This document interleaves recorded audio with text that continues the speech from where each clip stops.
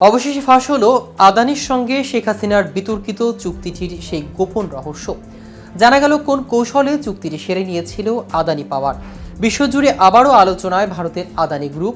ঘুষ কেলেঙ্কারি নিয়ে সম্প্রতি যুক্তরাষ্ট্রের অভিযোগের পর বিভিন্ন দেশে বিদ্যুৎ কেন্দ্র বন্ধ সহ নানা বিষয়ে ভারতের গ্রুপটির সঙ্গে করা চুক্তি খতিয়ে দেখার সিদ্ধান্ত নিয়েছে। আদানির সঙ্গে চুক্তি নিয়ে বিপাকে আছে বাংলাদেশও। দেশের স্বার্থ বিরোধী বিভিন্ন শর্তের কারণে চুক্তিটি বাংলাদেশের জন্য বোঝা হয়ে দাঁড়িয়েছে। কিন্তু মূলত কি ছিল সেই চুক্তিতে? বিতর্কিত ওই চুক্তির আসল রহস্য কি? কোন কৌশলে হাসিনার সঙ্গে চুক্তি করেছিলেন আদানি গ্রুপ? তা নিয়ে বিস্তারিত থাকছে আজকের প্রতিবেদনের বাকি অংশে। কেটিভি নিউজ 24 চ্যানেল থেকে আপনাদের সাথে আছে আমি মাহমুদুর রহমান সিয়াম।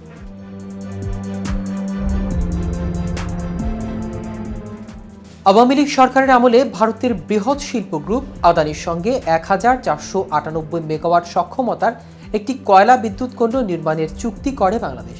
চুক্তি অনুযায়ী ভারতের ঝাড়খণ্ডের গোড্ডায় নির্মিত এই কেন্দ্র থেকে 25 বছর বিদ্যুৎ কিনবে বাংলাদেশ বিদ্যুৎ উন্নয়ন বোর্ড। দীর্ঘমেয়াদী এই চুক্তির পরতে পরতে রয়েছে অসমতা। চুক্তিতে এমন অনেক শর্ত রয়েছে যেগুলোর কারণে 25 বছরে বাংলাদেশ থেকে প্রায় 3,75,000 কোটি টাকা বাড়তি নিয়ে যাবে আদানি গ্রুপ। সেই হিসেবে বছরে 15,000 কোটি টাকা ক্ষতি হবে বাংলাদেশের। বিষয়টি সামনে আসতেই তুমুল আলোচনা সমালোচনা শুরু হয়।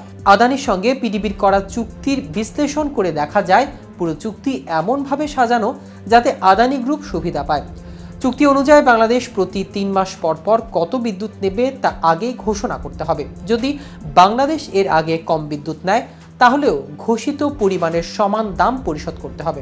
অথচ বাংলাদেশে যেসব বেসরকারি বিদ্যুৎ কেন্দ্র আছে সেগুলোর কাছ থেকে যতটুকু প্রয়োজন ততটুকু বিদ্যুৎ নেয় পিডিবি। এজন্য 3 মাস আগে চাহিদাও পাঠানো হয় না।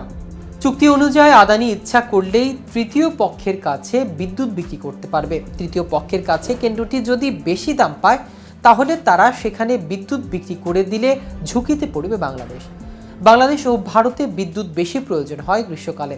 এখন আদানি যদি গ্রীষ্মের ভারতের বিদ্যুৎ দেয় আর শীতকালে বাংলাদেশকে দেয় তাহলে তা বাংলাদেশের জন্য লাভজনক হবে না। কিন্তু কোন কৌশলে এত বড় বিতর্কিত একটি চুক্তি সেরে নিয়েছিল আদানি পাওয়ার? প্রায় 1 দশক আগের কথা। ভারতের প্রধানমন্ত্রী হিসেবে তার প্রথম বাংলাদেশ সফরে এসেছিলেন নরেন্দ্র মোদী। 2015 সালের 7 জুন নরেন্দ্র মোদী সেই ঢাকার সফরের শেষ পর্বে দুই দেশে যে যৌথ বিবৃতিটি জারি করে তার নাম দেওয়া হয়েছিল নতুন প্রজন্ম নই দিশা। বাস্তবিকই দ্বিপাক্ষিক সম্পর্কে নানা নতুন গতিপথ বা বাকবদলের আভাস ছিল সেই ঘোষণাপত্রে। 7টি অনুচ্ছেদের সুদীর্ঘ ওই ঘোষণাপত্রে সবচেয়ে লম্বা ছিল 23 নম্বর অনুচ্ছেদটি, যাতে বিদ্যুৎ খাতে দুই দেশের সহযোগিতার রূপরেখা বর্ণনা করা হয়েছিল। সেখানে বলা হয়েছে বাংলাদেশের বিদ্যুৎ উৎপাদন, সরবরাহ ও বিতরণ খাতে ভারতীয় কোম্পানিগুলোর প্রবেশের পথ যাতে প্রশস্ত হয় সেজন্য তিনি প্রধানমন্ত্রী হাসিনাকে অনুরোধ জানিয়েছিলেন। ঘোষণাপত্রে কোনো ভারতীয় কর্পোরেট সংস্থার নাম উল্লেখ করা হয়নি, কিন্তু বিদ্যুৎ খাতে দুটি কোম্পানি রিলায়েন্স ও আদানি পাওয়ারের প্রতিনিধিরাই কেবল সেবার প্রধানমন্ত্রীর সফরকারী ছিলেন। এর মধ্যে গৌতম আদানির নেতৃত্বাধীন আদানি গোষ্ঠীর প্রস্তাবটি ছিল অভিনব ও দক্ষিণ এশিয়াতে নজিরবিহীন, কারণ তারা ভারতের মাটিতে তাপবিদ্যুৎ কেন্দ্র তৈরি করে সেখানে উৎপাদিত বিদ্যুৎ পুরোটাই বাংলাদেশে রপ্তানি করার কথা বলেছিলেন। অন্যদিকে অনিল আম্বানির রিলায়েন্সের পাওয়ার $300 কোটি খরচ করে বাংলাদেশে একটি গ্যাস ভিত্তিক বিদ্যুৎ কেন্দ্র গড়ার প্রস্তাব দিয়েছিলেন, যার ক্ষমতা হবে 3000 মেগাওয়াট। বলা হয়েছিল একটি এলএনজি টার্মিনাল গড়ে তোলার কথাও। নরেন্দ্র মোদী সফরের শেষ দিনেই মুম্বাই স্টক এক্সচেঞ্জ একটি ফাইলিংয়ে রিলায়েন্স পাওয়ার জানিয়েছিলেন তারা বাংলাদেশে এ ব্যাপারে মৌ বা সমঝোতাপত্র স্বাক্ষর করেছেন। যদিও পরে জ্বালানি গ্যাস সরবরাহ অনিশ্চয়তার কারণে রিলায়েন্সের সেই প্রকল্প কখনো দিনের আলো দেখেনি। আদানি পাওয়ার কিন্তু নতুন প্রজন্ম নই দিশা ঘোষণাপত্র জারির ঠিক 8 বছরের মাথায় বাংলাদেশে বিদ্যুৎ রফতানি শুরু করে দেয়।